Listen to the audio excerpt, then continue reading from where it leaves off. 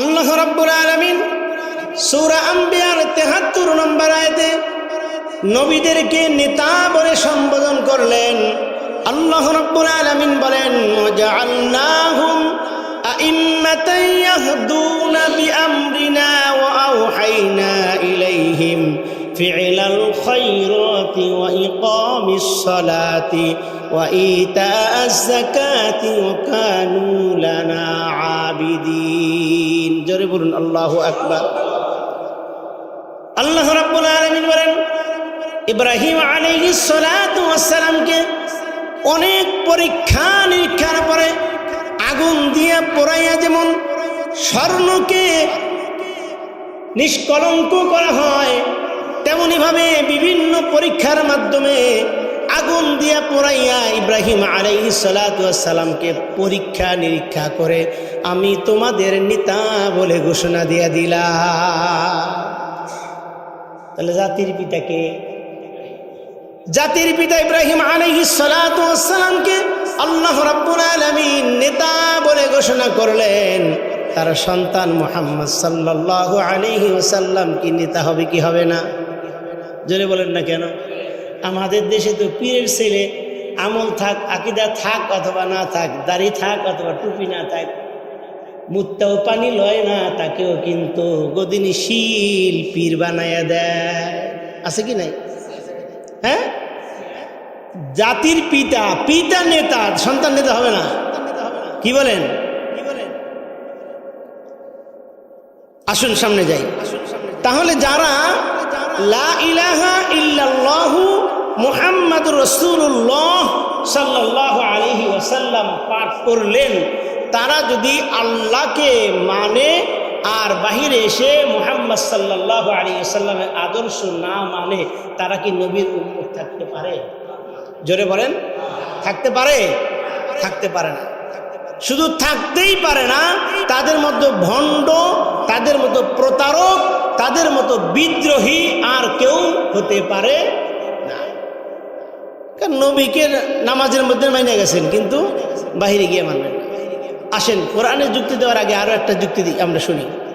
আমার ভাইয়েরা, মনে করেন কোন দলের কোন কেন্দ্রীয় নেতা, অনেকগুলো দল আছে না, মনে করেন আমাদের দেশে অনেকগুলো দল আছে, তো দলের কোনো কেন্দ্রীয় নেতা একজনকে নমিনেশন দিয়ে কোনো এলাকায় পাঠিয়ে দিল। ভালো করে বুঝুন কথাটা।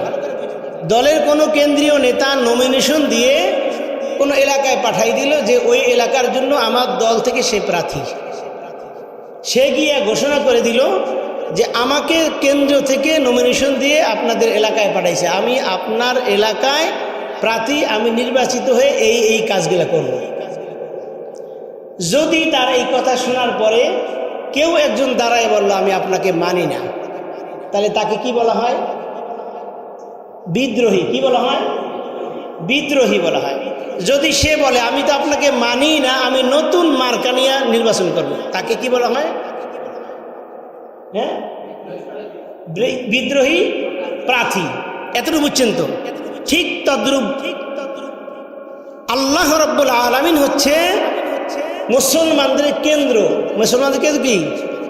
আল্লাহ রাব্বুল আলামিন। আল্লাহ তাআলা রাসূল সাল্লাল্লাহু আলাইহি ওয়াসাল্লামকে নমিনেশন দিয়ে, কোরআন দিয়ে, সংবিধান দিয়ে দুনিয়াতে পাঠাইয়া দিছে।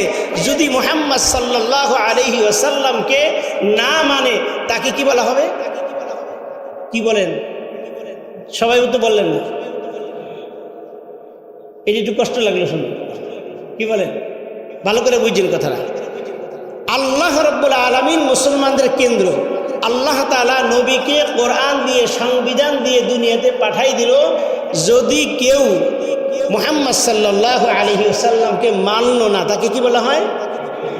বিদ্রোহী। সে যদি নিজের কোনো মত, নিজের কোনো আদর্শ, নবীর আদর্শ বাস্তবায়ন না করে নিজের আদর্শ বাস্তবায়ন করতে চায়, তাকে কি বলা হয়? বিদ্রোহী প্রার্থী। কি বলা হয়? কেউ যদি আল্লাহ এবং রাসূলের সাথে বিদ্রোহ করে, যুদ্ধ ঘোষণা করে নিজের আইন বাস্তবায়ন করতে চায়, সে মুসলমান থাকে? জোরে বলেন না কেন? এতটুকু বুঝছেন তো? আসেন আরেকটু সামনে যাই। আল্লাহ রাব্বুল আলামিন বলে দিলেন ওয়ারকাউ মা'আর রাকিঈন, তোমরা রুকুকারীদের সাথে রুকু করো। ওয়াসজুদ ওয়াকতারিব, তোমরা সিজদা করো এবং আমার নিকটবর্তী হয়ে যায়। কে বলছে কথাটা? আল্লাহ বলছেন তোমরা রুকুকারীদের সাথে রুকু করো এবং সিজদা করো যেন আমার নিকটবর্তী হতে পারো। এখন রুকু কয়টা করবেন, সিজদা কয়টা করবেন, এই কথা কে বলছেন? না, এই কথা রাসূল বলছেন। কে বলছেন? 2 রাকাত নামাজে কয়টা রুকু করবেন, বা 1 রাকাত নামাজে কয়টা রুকু করবেন, কয়টা সিজদা করবেন, এই কথা কে বলছে? রাসূল বলছেন। এখন রাসূল এটা মানবেন না, আল্লাহ মানছেন। মনে করেন রুকু করবো, এখন চিন্তা করেন রুকু করলে তো সওয়াব আছে, সিজদা করলে সওয়াব আছে। রুকু 2টা করবো প্রতি রাকাতে, সিজদা 4টা করবো, আপনার নামাজ হইব?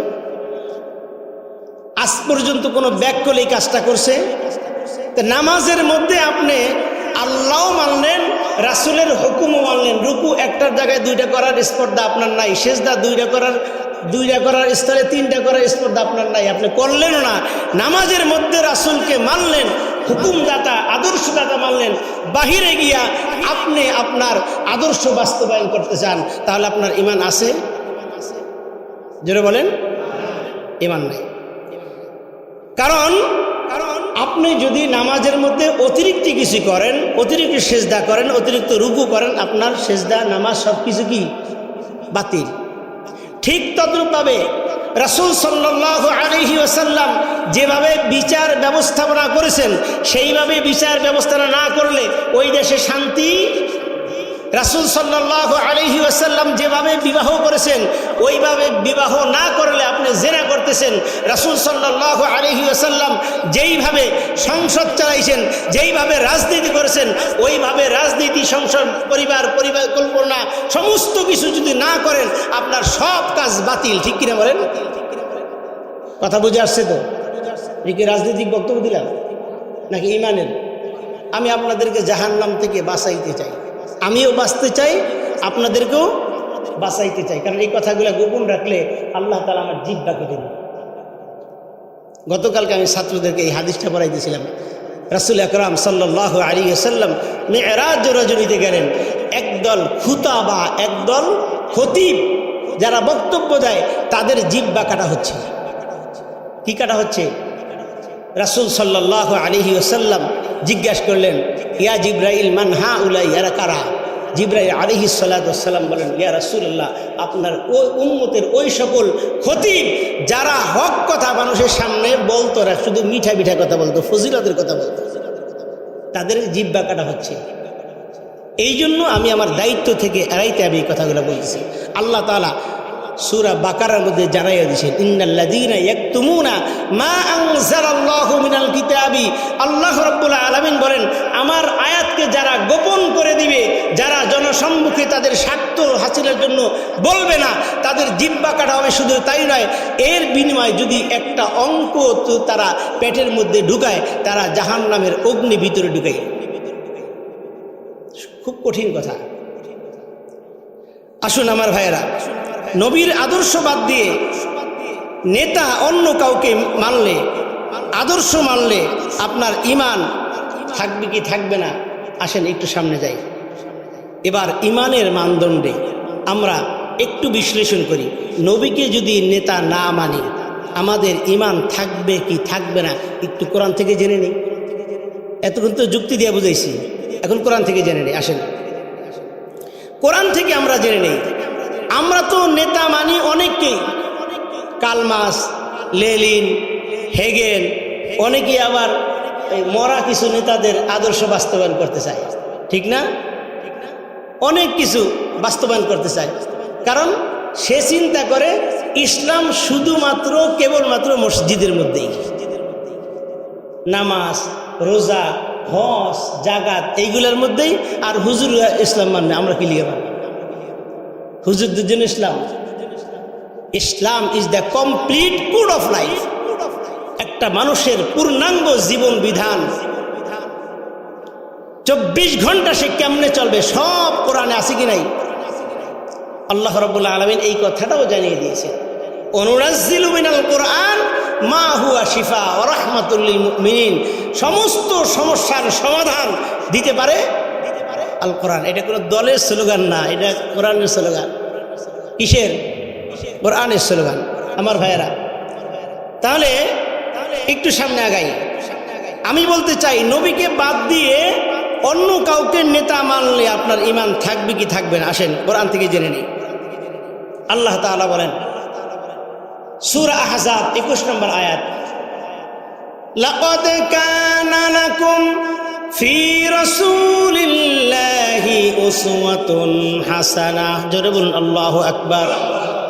আল্লাহ রাব্বুল আলামিন বলেন লাকাদ, অবশ্যই অবশ্যই, লামে তাকিদ, কদ আরেকটা তাকিদ, একসাথে দুইটা তাকিদ দিয়ে আল্লাহ বলছে লাকাদ, অবশ্যই অবশ্যই, কানা লাকুম, তোমাদের মধ্যে তোমাদের জন্য আছে, ফি রাসূলিল্লাহি উসওয়াতুন হাসানা, অবশ্যই তোমাদের জন্য রাসূল সাল্লাল্লাহু আলাইহি ওয়াসাল্লামের জীবনেই রয়েছে উত্তম আদর্শ। এই কানা শব্দের আরেকটা অর্থ হচ্ছে ছিল। তা কাদের জন্য আদর্শ ছিল? কাফের, মুশরিক, ইহুদি, নাসারা যারা গত হয়ে গেছে তাদের জন্য ছিল, কিন্তু গ্রহণ করে নাই। আর আমরা যারা আসি এবং ভবিষ্যতে আসবে তাদের জন্য আছে রাসূলের জীবনে উত্তম আদর্শ। যারাই এই আদর্শ গ্রহণ করবে তারাই কামিয়াব। তারাই কি কামিয়াব? আসেন আরেকটা আয়াত থেকে জেনে নিই। এই আয়াত হচ্ছে সূরা আলে ইমরান 32 নম্বর আয়াত। কত নম্বর আয়াত? সূরা আলে ইমরান 32 নম্বর আয়াত। আল্লাহ রাব্বুল আলামিন বলেন কুল আতিউল্লাহা ওয়ার রাসূলা ফাইন তাওয়াল্লাউ ফাইন্নাল্লাহা লা ইউহিব্বুল কাফিরিন। জোরে বলুন আল্লাহু আকবার। আল্লাহ রাব্বুল আলামিন বলেন ইয়া রাসূলুল্লাহ, ইয়া হাবিবাল্লাহ, আপনি জানিয়ে দিন আতিউল্লাহা ওয়ার রাসূল, আল্লাহ এবং রাসূলের হুকুম মানো, আল্লাহ এবং রাসূলকে আদর্শ মানো, আল্লাহ এবং রাসূলের আনুগত্য করো। ফাইন তাওয়াল্লাউ, যদি কেউ মুখ ফিরিয়ে নেয়, যদি কেউ আমার হুকুম এবং আপনার আদর্শ থেকে মুখ ফিরাইয়া অন্যদিকে চলে যায়, ফাইন তাওয়াল্লাউ ফাইন্নাল্লাহা লা ইউহিব্বুল কাফিরিন, দেখো আমি আল্লাহ রাব্বুল আলামিন কাফেরদেরকে পছন্দ করি না। তাহলে যারা আল্লাহ এবং রাসূলের আদর্শ থেকে অন্যদিকে মুখ ফিরে নেয় তারা মুসলমান না কাফের? তারা কি? আপনি বলতে পারেন হুজুর আমি তো কাফের না, মুসলমানের ঘরের সন্তান, মুসলমান, ঠিক না? একটু চিন্তা করেন, রাসূল যেভাবে দেশ চালাইছে, রাসূল যেভাবে পরিবার চালাইছে, মসজিদ চালাইছে, যেভাবে সমাজ চালাইছে, ওই দিক থেকে যদি আপনি মুখ ফিরে অন্যদিকে নেন, আপনি দাড়ি, টুপি, পাগড়ি, পাঞ্জাবি থাকলেও আপনি কিন্তু কথা কয় না। কথাগুলো কঠিন হয়ে যাচ্ছে। কি বললেন চাচা? কঠিন। একবার ইমানে প্রশ্ন, এগুলা আকীদারে ঠিক করে বসেন, কোন রাজনীতির দিক নিয়েন না। আমার ভাইয়েরা, তাহলে বোঝা যায় আল্লাহ এবং রাসূলের হুকুম ছাড়া অন্যদিকে মুখ ফিরাইলেই আপনি কাফের। আবু জাহেলও কিন্তু আল্লাহকে মানত। আবু জাহেলও কি বিশেষ না? কোরআন থেকে বলছি, সূরা আনকাবুত, সূরার নাম কি? আনকাবুত, 61 নম্বর আয়াত। রাসূল সাল্লাল্লাহু আলাইহি ওয়াসাল্লামকে নেতা মানে নাই, আদর্শ মানে নাই, আল্লাহকে কিন্তু মানছে।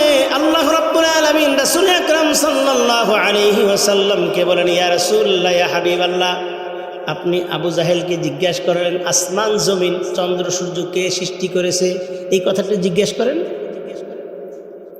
আল্লাহ তাআলা সূরা আনকাবুতের মধ্যে আয়াতটা কোট করে দিলেন। আল্লাহ রাব্বুল আলামিন বলেন ওয়ালা ইন সাআলতাহুম মান খালাকাস সামাওয়াতি ওয়াল আরদা ওয়া সাখখারাশ শামসা ওয়াল কমার, হে নবী আপনি আবু জাহেল মার্কা যত কাফের বেঈমান আছে তাদেরকে জিজ্ঞাসা করেন আসমান জমিন চন্দ্র সূর্য কে সৃষ্টি করেছেন, দেখবেন তারা অকপটে বলে দিবে লা ইয়াকুলুনাল্লাহ, শুধু বলবেই না, তারা একবারে গ্যারান্টি দিবে, নুনে তাকিদ দিয়ে আল্লাহ তাআলা বুঝাইয়ে দিলেন লা ইয়াকুলুনাল্লাহ, অবশ্যই অবশ্যই আল্লাহ সৃষ্টি করেছে। যারা সুন্নাত পড়েন